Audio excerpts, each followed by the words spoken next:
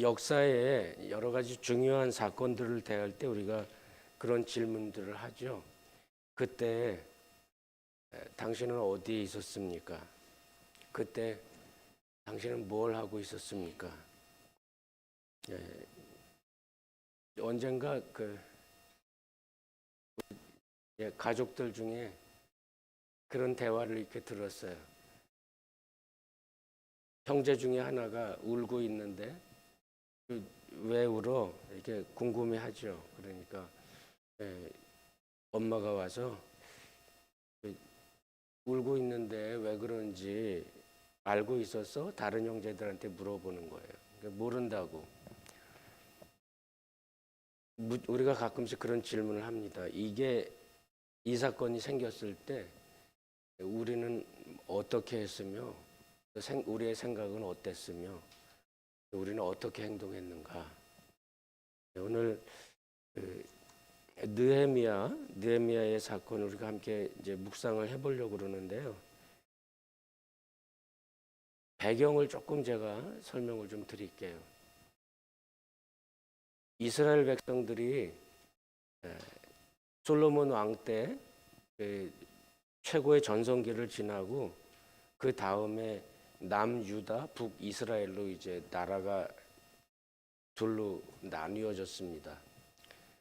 북이스라엘은 끊임없는 이 사가 일어나면서 그러면서 왕가가 굉장히 어려운 그런 가운데 일찍 멸망을 했고 나중까지 남아있던 남유다는 결국 나중에 바벨론에 의해서 이제 패망을 하고 모든 국민들과 거의 대부분의 귀족들과 왕족들 또 국민들이 포로로 노예 생활을 하기 위해서 바벨론으로 이제 끌려가게 되죠. 그러다가 그 바벨론이 페르시아에 의해서 이제 멸망하고 나서 페르시아의 정부는 이스라엘 백성들에게 좀 관대했어요. 그래서 이제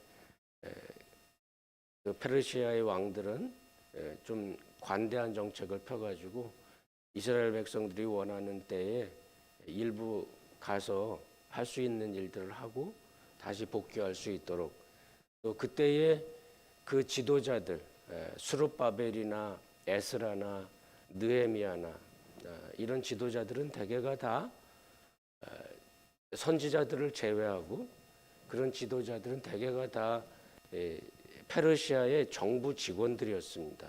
그래서 스룹바벨은 첫 번째 귀환 때 유다의 총독의 자격을 가지고 와서 성전 있죠? 성전.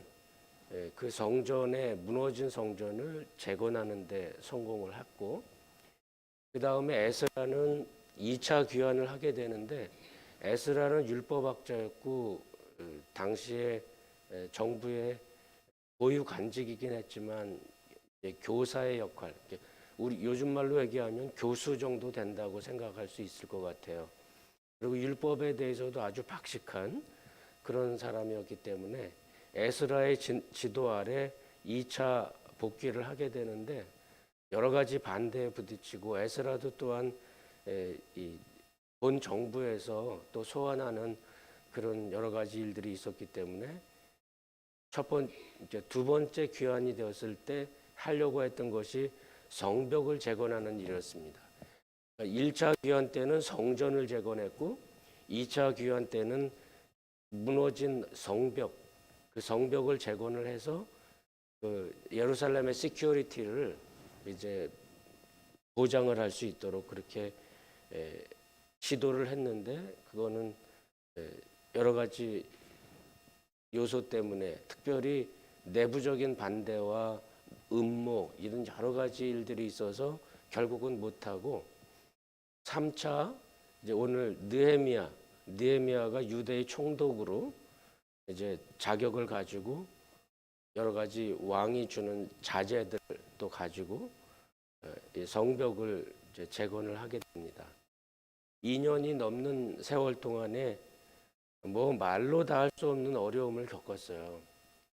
느헤미야를 조금 자세히 보시면 느헤미야가 겪었던 마음고생은 이루 말로 다 할 수가 없습니다. 이제 아예 처음서부터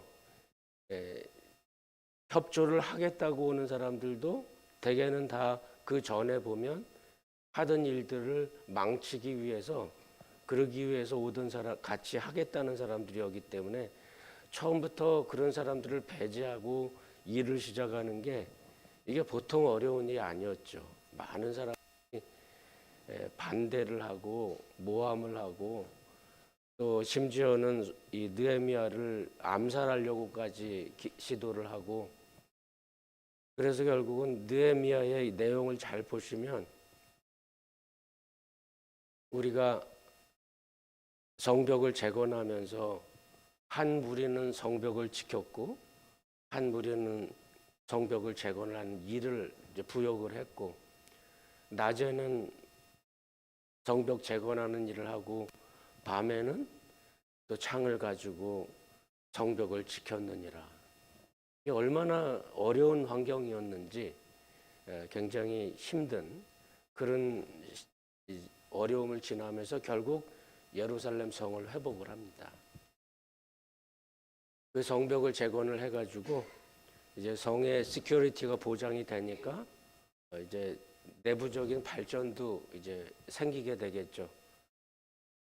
그게 수시로 외적의 침략을 받고 이렇게 하면 투자가 들어오지 않는데 이제 그게 안전하다 이렇게 생각이 드니까 이제 외부적인 자본들도 들어오고 여러 가지 면에서 예루살렘 성이 이제 회복을 하게 되고 그 경제 공동체가 다시 이제 세워지게 그렇게 됐습니다. 근데 오늘 제가 여러분과 함께 간단하게 말씀을 나누려고 하는 주제는 그렇게 애를 썼어요. 애를 쓰고 노력을 다 했어요. 그런데 훗날 예루살렘 성은 이제 로마의 타이터스 장군에 의해서 완전히 다 망가지게 됐죠. 예수님 말씀대로 돌 위에 돌 하나 남지 않고 다 무너져 버립니다. 그리고 사람들은 적어도 그때 포위당해 가지고 있었던 예루살렘 사람들은 거의 남김없이 다 죽습니다. 이것을 보고 예수님이 눈물을 흘리셨죠. 느헤미야가 오늘 제가 이 말씀을 준비하면서 저 자신에게 큰 은혜가 됐던 거는 11절에 보면 주여 구하오니 귀를 기울이사 종의 기도와 주의 이름을 경외하기를 기뻐하는 종들의 기도를 들으시고 오늘 종이 형통하여 이 사람들 앞에서 은혜를 입게 하옵소서. 은혜를 입게 하옵소서. 여기서 은혜를 입게 하옵소서 이 말 본래의 뜻은 그 당시 왕이었던 아닥사스다 왕의 이 호의를 받아서 파송 자격을 가지고 유다로 가서 그 일을 할 수 있도록 그 사람에게 은혜를 관대함을 받을 수 있도록 그렇게 해달라는 기도인데, 그런데 이제 이 느헤미야 마지막 장 13장 마지막 절에 가서 보시면 이런 말씀이 있습니다. 내 하나님이여 나를 기억하사 복을 주옵소서. 내 하나님이여 나를 기억하사 복을 주옵소서. 마지막 절 마지막 내용입니다. 그 배경을 제가 조금 설명을 드리면 느헤미야가 아주 굉장히 많은 어려움 속에서 이제 유대 사회를 다시 일으키고 개인적으로 그 1장 11절에 보면 그때 내가 왕의 술관원이 되었다 이렇게 얘기하잖아요. 이 술관원이라는 말은 70인경이라고 그러는 구약 성경을 헬라어로 번역한 성경이 있는데 거기에서는 환관이라고 번역을 했습니다. 그리고 이제 뭐 여러 가지 성서학자들은 아마도 환관은 아니었을 수도 있다 이렇게 얘기를 하는데 어떻든 내용에 느헤미야의 자손에 관한 이야기는 나오지 않는 걸 보면 그 70인역에서 번역을 했던 환관이었을 가능성도 많이 있어요. 자식이 없이 외국 사회에서 이방 왕을 섬기는 신하로 재직을 하면서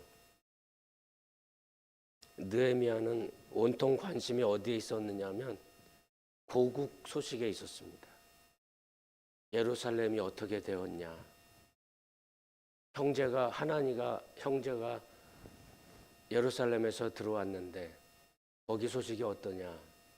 그러니까 외적들이 들어와서 성문이 불타고 많은 피해를 입었습니다. 그러니까 느헤미야의 반응은 울면서 기도를 합니다.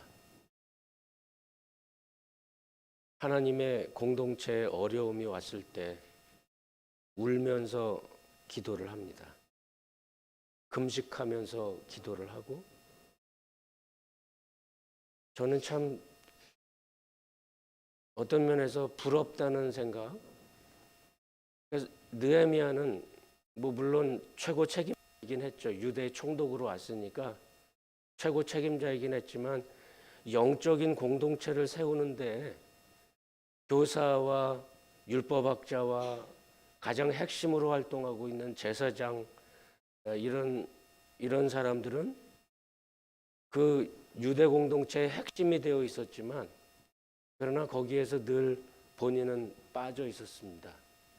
더군다나 환관이라는 것이 확실하다면 아마 느헤미야는 성전에 가까이 가는 것도 어려웠을 그런 환경이었을 수도 있습니다.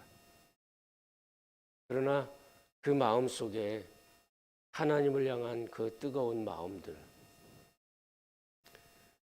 저는 교회 목회를 하면서 늘 마음속에 가장 큰 감사와 감동이라고 그럴까요? 그건 언제 오느냐면 목사가 뭘 요청하거나 뭘 이렇게 해달라고 부탁하지 않았을 때 스스로 움직여서 봉사하고 스스로 애쓰는 모습들, 이런 모습들을 보면 목사의 마음에 감동이 옵니다. 너무 감사하다. 그런 면에서 요즘 우리 교회는 제가 참 행복한 시간을 보내고 있습니다.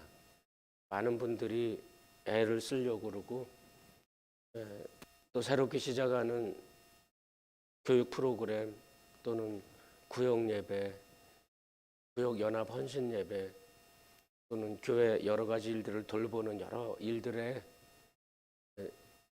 누가 이렇게 말하지 않아도 늘 이렇게 나서서 애쓰는 그런 모습들을 보면서 제가 참 많이 감사하고 또 하나님 앞에 제가 이제 제가 나이가 이렇게 오랫동안 여러분들과 함께 있을 수 있는 건 아닌데 그래도 이런 시기에 내가 참 좋은, 하나님께서 나에게 참 좋은 회복의 기회를 주셨다, 이런 생각을 제가 하고 있습니다. 근데 오늘 이 느헤미야의 이 내용을 이렇게 보면서 제가 드는 생각이 하나 있는데 그게 뭐냐면 느헤미야가 그렇게 애를 썼어요. 자기의 사비까지 다 쏟아가면서 그러면서 이스라엘 백성들의 구역들을 지원하고 성벽을 재건하고, 그러나 어느 시간에 가면 또 허물어져 버리잖아요. 무슨 의미가 있는 건가? 저는 저희 이 사역의 인생에서 떠나본 경험이 몇 번 있어요. 사역하던 자리에서 제가 임지를 옮기면서 떠나본 경험들이 몇 번 있는데 가장 기억이 남는 거는 아프리카에서 선교 사역을 하다 이제 여러 가지 다양한 사역들을 이제 후배들에게 맡기고 이제 떠나 나올 때, 근데 어떤 일은 잘 되는 이 후임 선교사님을 팔로우업을 해나가서 아주 잘 모범적으로 성공적으로 진행되는 사역도 있었고, 어떤 것은 떠나자마자 그냥 없어져 버리는 그런 것도 봤고, 이제 그럴 때는 그런 질문이 마음속에 있습니다. 그렇게 애를 쓰고 그렇게 노력을 했던 그건 뭔가 의미가 없는 건가? 끝난 건가? 그 전에 제가 어떤 우리 선교사들끼리 모여서 디보션을 하면서 이슬람권에서 사역을 하던 선교사님 네 분이 이제 본국으로 귀환하시면서 한 20년 정도 이슬람권에서 사역을 하셨어요. 본국으로 귀환하시는 중에 한국에 들러서 이제 디보션을 하게 됐는데 거기에 참석을 제가 했습니다. 근데 간증을 하시고 보고를 하시면서 선교사님이 우세요. 20년 동안 거기서 봉사를 했는데 나는 결신자를 한 사람도 얻지 못했습니다.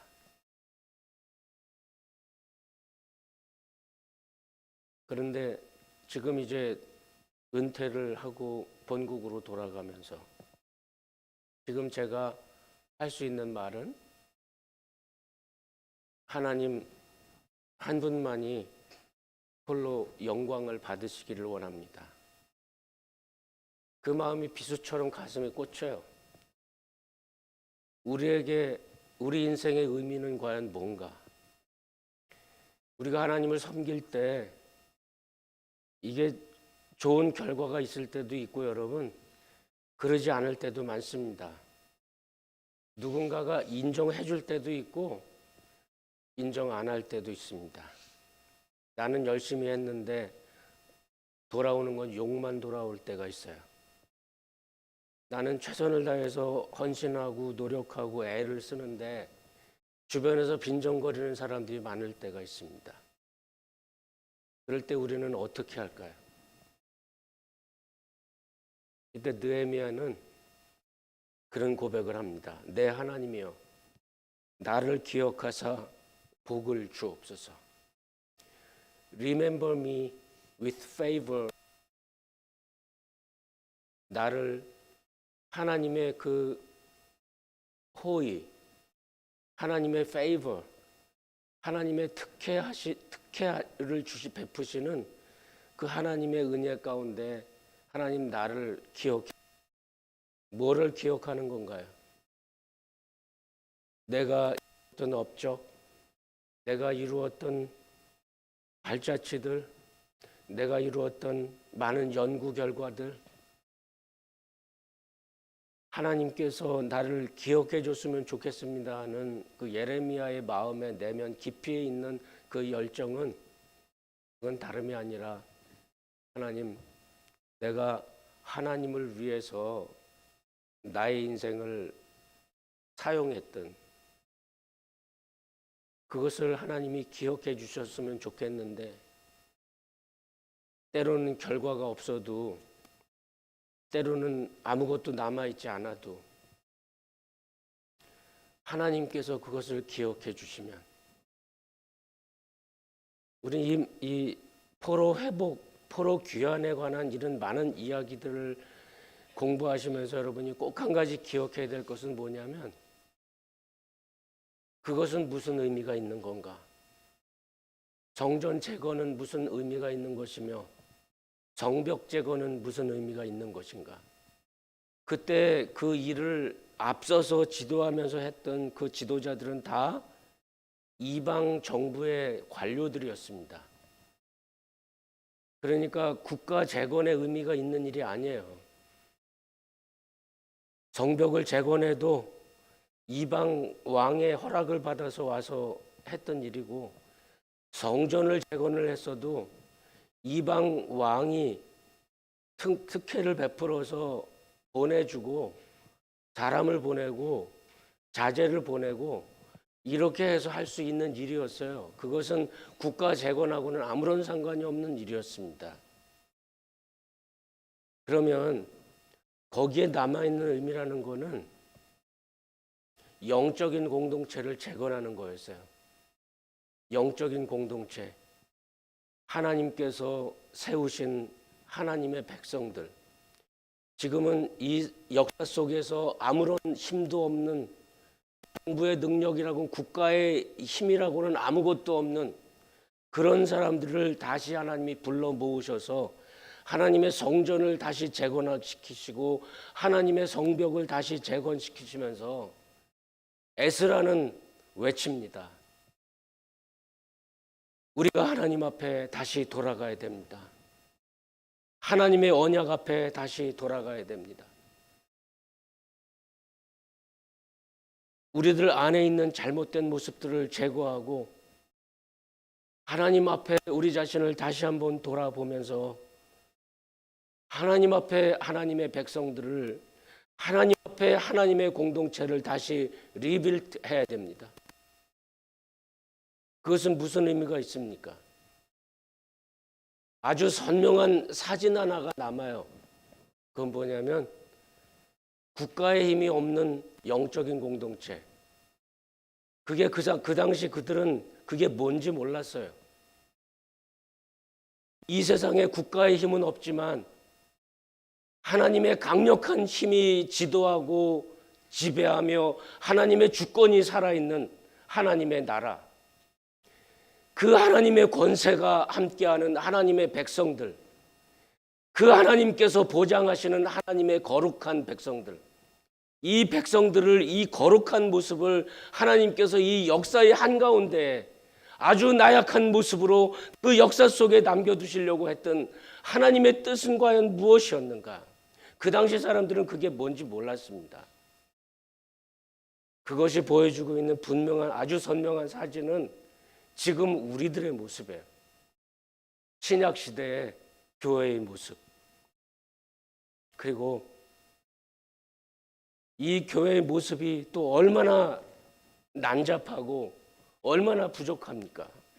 얼마나 부끄럽습니까? 이게 다일까요? 이것이 보여주고 있는 하나님의 나라, 하나님의 거룩한 나라, 그 나라의 거룩한, 서로 귀환으로 돌아왔던 너무나 거지 같은, 너무나 부족해 보이는 그 이스라엘 공동체에 하나님은 그것을 담으셨습니다. 저와 여러분들의 인생에 하나님은 무엇을 담았을까요? 너무나도 부족해 보여요. 여기 있는 이 배 목사가 할 수 있는 일이라는 거 너무나 하잘 것 없어 보입니다. 목회 40년이 넘는 세월을 하면서 남아있는 건 뭔가? 성공보다는 실패의 기억들이 많습니다. 자랑스러운 것보다는 부끄러운 모습들이 더 많습니다. 그러면 뭘까요? 가장 중요한 거는 하나님께서 그 하나님의 나라의 그 거룩한 모습을 나의 인생에 담아 두셨다는 겁니다. 여러분들도 마찬가지입니다. 오늘 느헤미야 마지막 장 마지막 절에 그의 기도, 하나님, 내 하나님이여, 나를 기억하사 복을 주옵소서. 그 복이란 뭔가요? 돈을 많이 버는 거?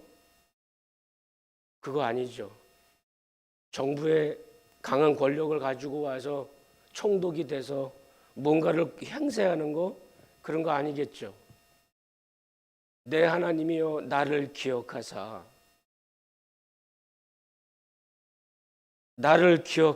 복을 주옵소서. 내 인생을 기억해 주시고 나에게 복을 주옵소서. 그 복은 느헤미야 인생에 담아두신 하나님의 은혜, 그 느헤미야 인생 전체에 담아두신 하나님의 복과 은혜들, 자신의 인생이 형통해서 정부의 그 제국의 왕에게 인정을 받는 그 은혜를 입었을 때 느헤미야는 그것을 은혜라고 생각하는데 그 은혜가 바로 뭐였느냐 하면 하나님의 복이었습니다. 내 인생에 담아두신 하나님의 청사진, 그거를 보면서 하나님, 내가 주님과 함께 그 영원하신 하나님 나라, 그 복과 은혜가 나의 인생에 담겨져 있었고 내가 이 모습을 가지고 이제 주님 앞에 다시 가게 될 텐데 하나님, 그때 저는 그 이슬람권에서 사역하다가 아무 열매도 없이 돌아간다고 하시던 그 선교사님의 그 간증이 생각이 납니다.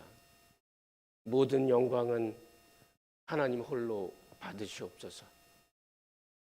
여러분들의 인생 가운데 하나님은 하나님의 거룩성을 담아두셨다는 걸 기억하시고 짤 것 없어 생각하지 마세요.